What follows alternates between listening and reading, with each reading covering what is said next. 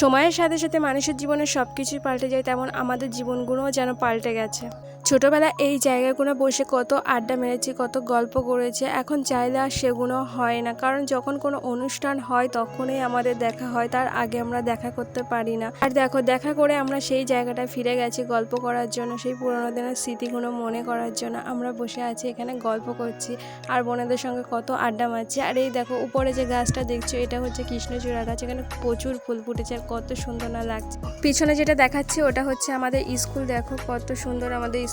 আর দেখো যে গাছটা দেখাচ্ছিলাম এটা হচ্ছে কৃষ্ণচূড়া গাছটা, কত ফুল ফুটেছে, কত ফুল ফুটেছে দেখো, মাশাআল্লাহ, জাস্ট কত সুন্দর দেখাচ্ছি সেটাই তোমাদেরকে দেখাচ্ছিলাম। তারপরে এখানে আমরা অনেক আড্ডা, অনেক মস্তি করে আমরা চলে গেছিলাম মামার বাড়িতে। যেহেতু কালকে আমরা যাব একটা নিমন্ত্রণ বাড়িতে, সেই জন্য আমরা একটু বোনেরা একসঙ্গে হলে যে বদমাইশি ফাজলামো হয়, তার জন্য আমরা প্ল্যানিং করলাম যে চলো আজকে একটু আমরা স্কিন কেয়ার করি। তারপরে আমরা মুখটাকে ঘষা মাজা শুরু করে দিয়েছি। দেখো, ঘষা ঘষা ঘষা ঘষা একদম সাদা করে দিয়েছি। তারপর আমরা একটা ফেস প্যাক বানিয়ে নিই, সেটা আমরা লাগাবো। দেখো, যেটা দিয়ে আমি লাগাচ্ছি এটা হচ্ছে আমার বোনের মেকআপের ব্রাশ, আর হাতের কাছে কিছুই ছিল না, সেই জন্য এটা নিয়ে করতে হলো। আর এটা দেখছো, এটা হচ্ছে আমাদের পুচকু সোনা। দেখো কত কিউট, মাশাআল্লাহ, কত সুন্দর লাগছে আমাদের পুচকু সোনাকে। তারপর দেখো আবার ঘষাঘষি শুরু করে দিয়েছিলাম যে ফর্সা হতেই হবে, কালকে আমরা ঘুরতে যাবো। আজকের মতন স্কিন কেয়ার আমাদের কমপ্লিট। কেমন লাগো ভিডিওটা অবশ্যই জানাবে, আর চ্যানেলটাকে সাবস্ক্রাইব করে দিতে ভুলো না। আল্লাহ হাফেজ।